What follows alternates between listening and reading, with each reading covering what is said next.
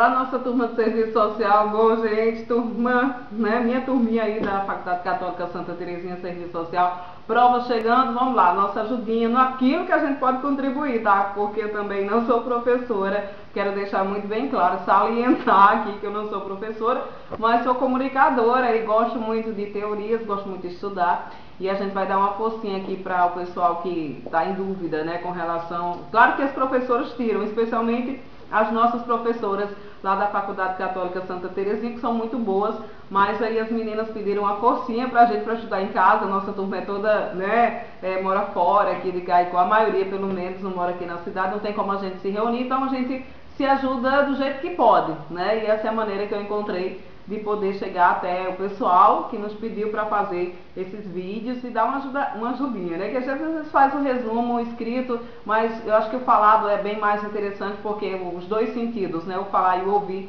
dá pra gente aprender um pouquinho mais.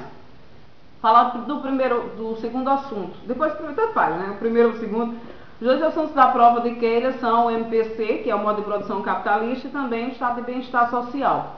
Bom, muito se debate, muito se fala e aí às vezes nós ficamos em dúvida, mas o que é esse estado de bem-estar social? Para chegar até esse estado de bem-estar social, a gente tem que entender como era que funcionava antes e por que, né, que o Estado começou a intervir na economia mais uma vez para se chegar a esse estado de bem-estar social. Bem, antes de acontecer, né, de 1930, quando começou realmente a existir o estado de bem-estar social, se pensar nessa nova política social, havia o liberalismo, o sistema liberalismo, né, a economia liberal, pregava que o Estado não deveria intervir na economia e que esse estado de bem-estar social seria vamos dizer assim, um dificultador da economia, porque ele pregava que seria um dinheiro desnecessário, né, o Estado liberal, se investir em políticas sociais, que é justamente estar, né, ajudando a população em certas coisas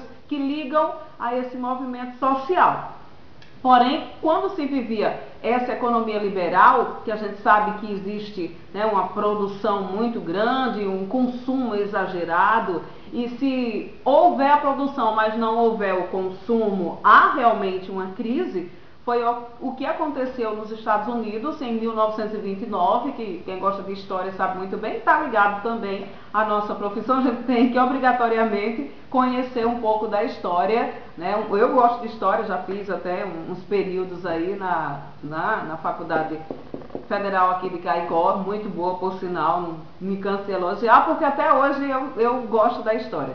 Bem, então essa crise em 1929...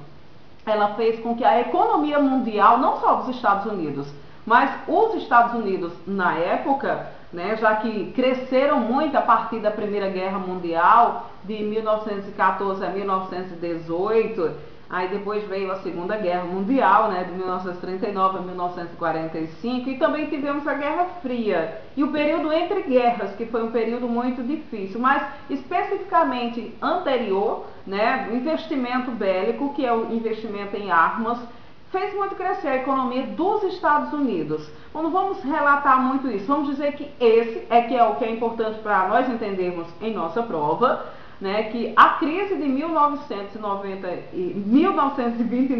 90, Deus me livre, né, se bem que ainda estamos em crise, mas a crise de 1929, as duas guerras mundiais, a Guerra Fria, que era aquele embate geopolítico, né, ideológico, embate ideológico entre a União Soviética e os Estados Unidos, tudo isso fragilizou muito a economia mundial. E a Revolução Russa, em pleno capitalismo, né, veio a Revolução Russa defendendo o pensamento socialista, defendendo que houvesse igualdade, que houvesse o investimento na agricultura, né, que houvesse uma expansão nesses termos. Isso influenciou bastante essa classe trabalhadora, né, com os pensamentos que eram voltados justamente para isso, para uma classe trabalhadora que era completamente, né, submetida a um trabalho desumano, e isso já gerava certas revoltas. Mas foi justamente essa crise de 1929, esse período, né, pós-guerra, que acabou trazendo uma dificuldade e uma retração na economia mundial. Isso atingiu o nosso país, o Brasil, como atingiu a Europa, como atingiu os Estados Unidos, né, que fica lá na América do Norte. E veio uma nova maneira de se pensar como se fazer para se recuperar essa economia. É daí que parte da premissa, né, ou seja, de um princípio, o Keynes, com essa teoria keynesiana, que é o que a Keila cobra muito para a gente, para entender essa teoria keynesiana. O que era que defendia Keynes? Ele defendia justamente o contrário do liberalismo. O liberalismo era o quê? Que o Estado não intervisse na economia. Keynes defendia o quê? Que já que havia uma retração, ou seja, nossa economia estava andando para trás, né? Uma retração, estava andando para trás e não tinha mais como ascender devido à grande crise que aconteceu, então ele propunha, né, através da sua teoria, que o Estado voltasse a intervir na economia. Porque ele dizia que já que as empresas não estavam sobressaindo, né, naquela época que os investimentos eram poucos, então, partindo do Estado, que o Estado teria como obrigação de favorecer essas empresas e favorecer as outras classes também e intervir na economia e ser, né, novamente, não um Estado à parte, que não fizesse parte diretamente da economia como o liberalismo pregava, mas que o Estado devia agir diretamente e através destas, né, intervenções, desse fornecimento, né, do dinheiro para mais uma vez se aplicar para tentar, né, favorecer essa economia com essa nova corrente de pensamento. Foi isso que realmente aconteceu. É por isso que se fala muito lá nos Estados Unidos na política do New Deal, né? O New Deal também na época de Roosevelt, né? Tem o nome em inglês. Estudei muito pouco inglês e não gosto muito, confesso. Mas é importante, né? Mas na política do New Deal também houve essa intervenção do Estado na economia, né? E foi através desta intervenção do Estado na economia que, novamente, nós sabemos que as coisas começaram a andar. E depois que o Estado interviu na economia e que se chegou àquele resultado que se esperava, se buscou novamente essa liberdade, que veio com o neoliberal, uma nova política liberalista, que o Estado não deveria intervir diretamente, mas também não deveria não fazer parte da economia, certo? Então, meninos de serviço social da minha turma, esse estado de bem-estar social, ele parte do momento em que você tem que entender o seguinte: o estado de bem-estar social é um estado de providência e estado social, ou seja, ele vai agir diretamente com os sindicatos, ele vai organizar a política da economia, a política social e buscar através destas políticas, né, frente à população, maneiras de proporcionar um estado de bem-estar social. Mas que estado de bem-estar social é esse, afinal? É o estado em que você possa ter um emprego, né, que você possa ganhar o seu dinheiro e que você possa também, justamente, poder comprar. Como é que a política, como é que a economia vai funcionar se vai se produzir, como no Fordismo, né, que é aquela produção em massa que também se fala nessa parte aí de Keila. Todo mundo lembra do Fordismo, né, da época que a produção era em massa, ou seja, se fabricava muito, né, e o trabalhador nesta época, ele ficou meio que alienado, porque ele não tinha noção, né, do produto final. Ele era praticamente como robotizado, né? Já existiam as máquinas e ele produzia só aquela peça por produção, peça que tinha que fazer muito rápido, para que cada vez mais se vendesse. Mas como se vender tanto se não existiam consumidores? Tinham que existir esses consumidores para que não houvesse essa crise, até porque depois realmente foi influenciável, né? Porque quanto mais se produzia, né? E as pessoas não tinham muito como comprar, até porque o salário, né, não condiz com as necessidades básicas que as pessoas precisam comprar e principalmente para as outras coisas, né? Acabou não dando certo também, mas na época sim, essa produção em massa e esse estado de bem-estar social dizia que proporcionava isso, né, para o trabalhador. É uma qualidade aí do pleno emprego, que através desse pleno emprego, do consumo estatal e outros incentivos que eram, no caso, feitos aí, oferecidos, seria a palavra mais, né, pertinente para a nossa hora aqui, com esse pleno emprego seria a forma que as pessoas teriam, né, de poderem comprar, né, de haver essa produção, essa reprodução e haver também a pessoa, né, para que a sua economia realmente funcionasse. Mas a gente sabe que não era essa intervenção do Estado nessa política de bem-estar social, ela não fornecia o necessário para que realmente houvesse um desenvolvimento desse pleno emprego. Então é basicamente isso, acho que dá para você dar uma estudada, mas eu espero que tenham ficado mais ou menos compreensível, né, para a minha turma em especial, que é mais para a gente debater sobre a nossa prova, né, de terça-feira, da Keila, que é uma excelente professora, para você entender esse estado de bem-estar social. É como o Estado oferecia, né, trabalhava junto aí aos sindicatos, né, às empresas, principalmente à população, para oferecer as condições, né, que ela pudesse ter novamente uma empregabilidade e através dessa empregabilidade ela pudesse consumir, comprar o produto para que a economia voltasse a funcionar. Essa é a parte aí, a nossa parte 2, né, do bem-estar social, estado de bem-estar social. Com relação ao movimento, aí o modo de produção capitalista, que do nosso primeiro capítulo, a parte 2, que também vai cair na prova, é muito fácil de você entender.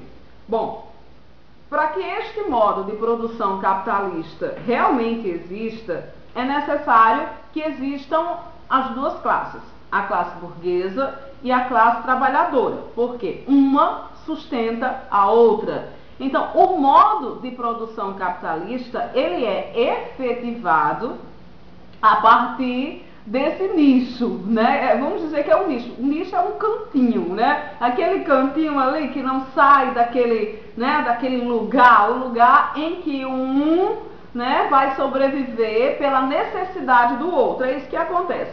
E a gente tem que pensar o quê? Sobre o capital, sobre o excedente e sobre o mais-valia. Mas o que é o capital? O capital é só o dinheiro? Não ia sobreviver sem o dinheiro. Quer dizer que são as propriedades que relacionam a renda, ao dinheiro, ao maquinário, à força de trabalho, né, a tudo isso que envolve o modo de produção capitalista, que vai acumular cada vez mais riqueza através da mão de obra do trabalhador.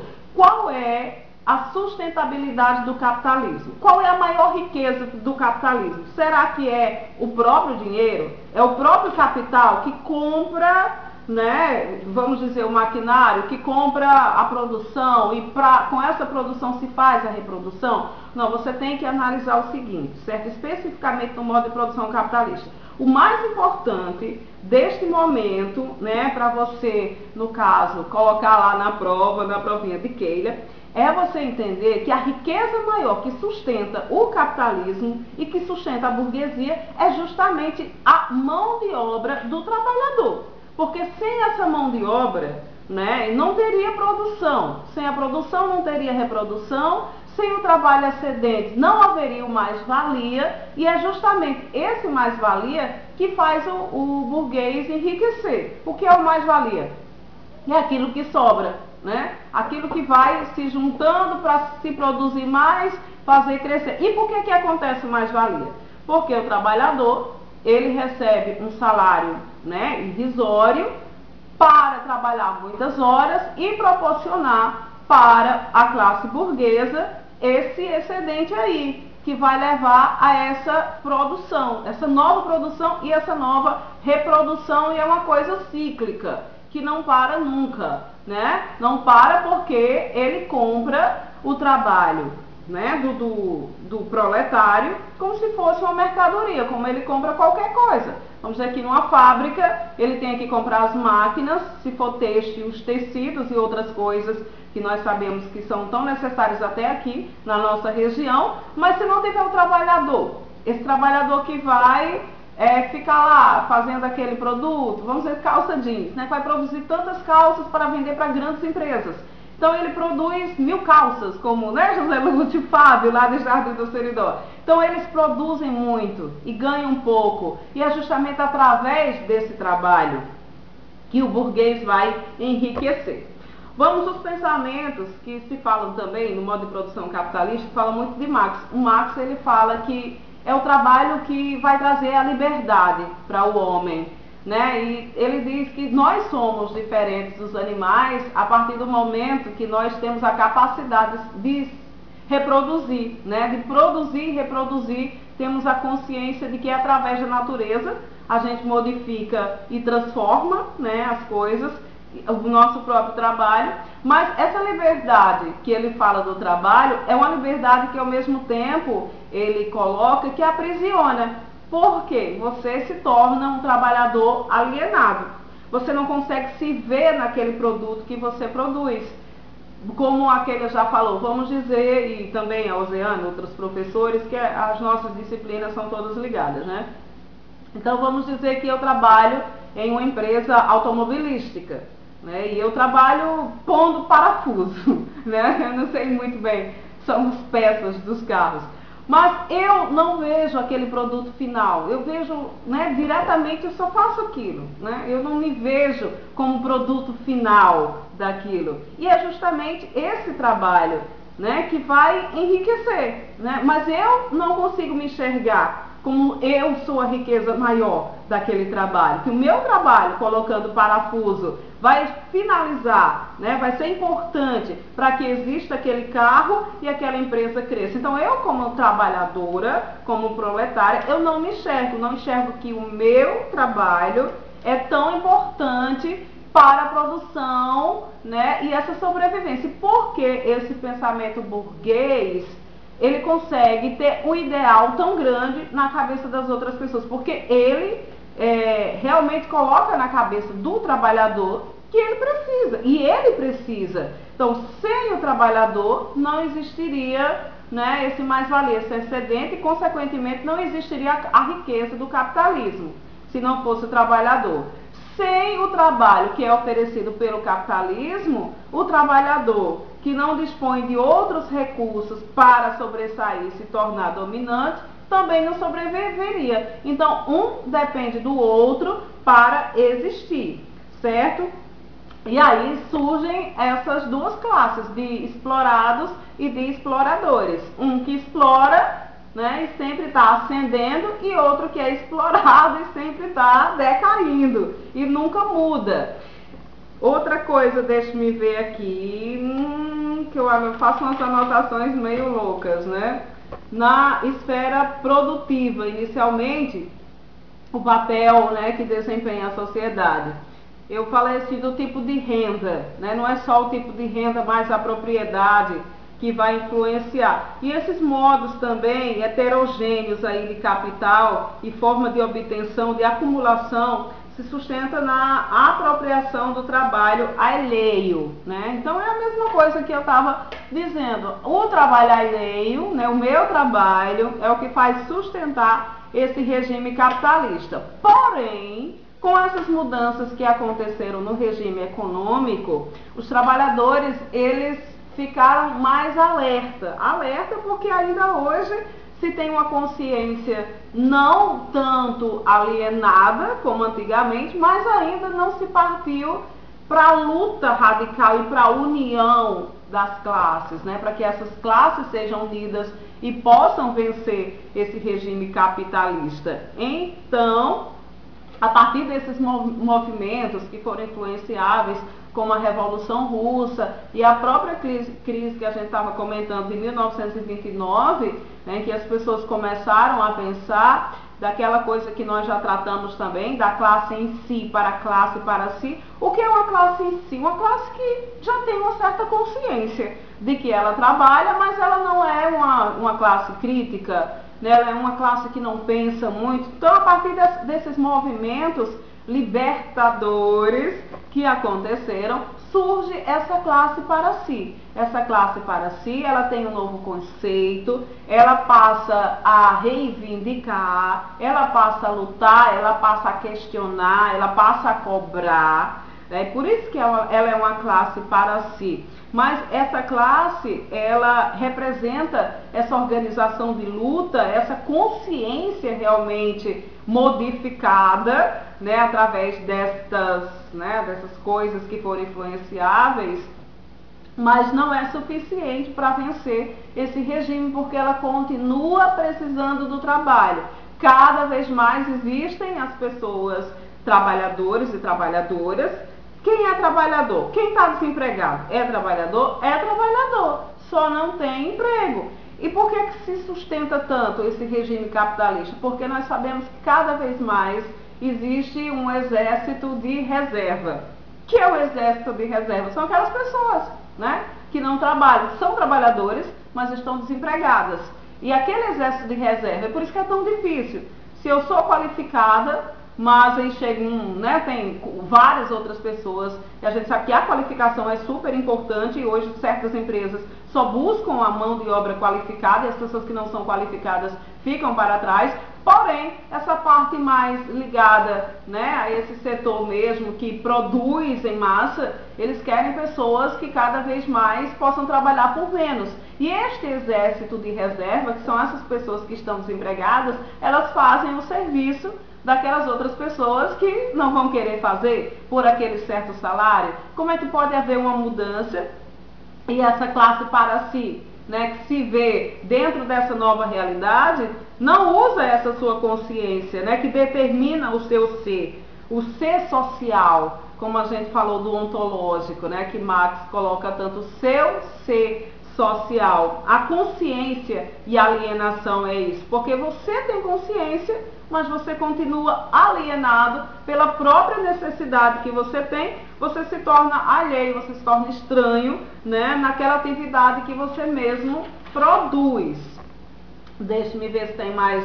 E isso a gente viu no Fordismo, no Taylorismo também, naquela produção em massa. Quem assistiu aquele filme de Charlie Chaplin, não generalizando, mas acho que a grande maioria, principalmente de quem estuda, até por curiosidade, até quem não conhece o que foi o Fordismo e o Taylorismo, entende um pouquinho daquele filme, que até o Charlie Chaplin, naquela produção, que é isso, a produção em massa, ele era completamente alienado e robotizado, fica de uma forma que a pessoa perde até a noção da realidade, essa noção do seu trabalho, da sua compreensão daquilo que você realmente faz e tem essa consciência, Nós temos que lembrar também que na época da consciência para si, foi na época dos sindicatos, mas esses sindicatos, eles, de certa forma, eles traziam certos direitos para os trabalhadores,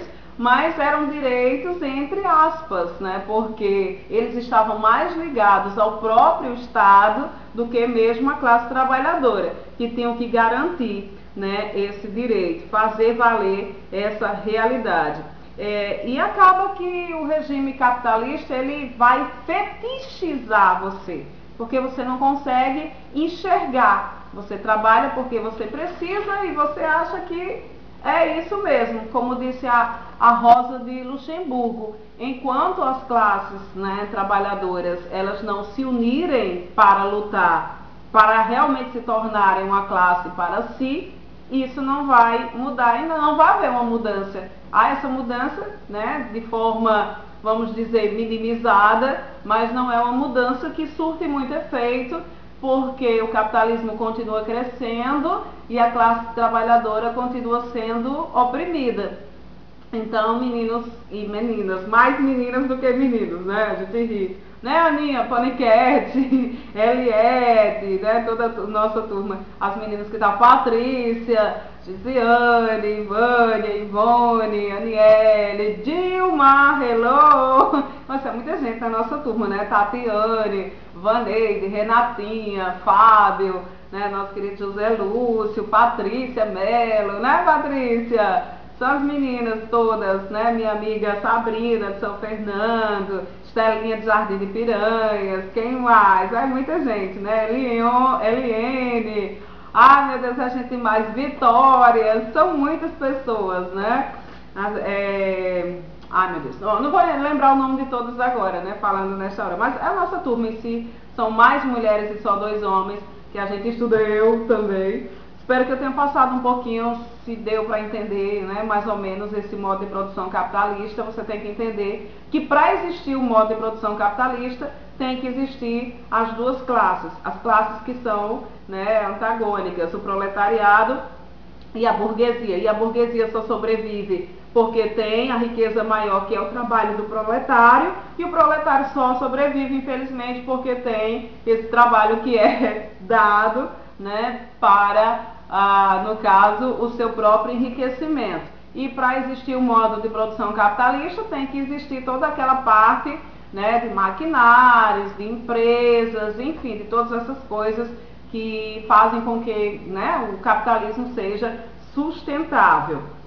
E o estado de bem-estar social, não esqueça que foi uma necessidade, através do pensamento de Keynes, pela economia mundial, tá bom? Que necessitou que o Estado intervisse na economia. Quando ele interviu na economia para, né, suerguer aí a economia, nós tivemos também essa parte, né, da política social para que fosse investido, para que as pessoas tivessem condições também de comprar e fossem consumidores, para que novamente a política econômica no país, no nosso país e nos países de um modo geral, né, eram muitos países que ficaram deficitários de sua economia devido à crise que aconteceu nos Estados Unidos, que a gente sabe que quando acontece lá, infelizmente, atinge a economia mundial. Talvez não de forma tão direta hoje, né, na atualidade, mas em 1929 foi realmente muito efetivado em todo o mundo e acabou gerando uma crise realmente mundial. Para isso, houve essa intervenção do Estado na economia, basicamente essa política voltada para o estado de bem-estar social, que era a participação direta no Estado, né, de comum acordo com os sindicatos, com as empresas, para investir nessa diretamente com a economia popular. Espero que tenha ajudado. Beijo, meninos e meninas!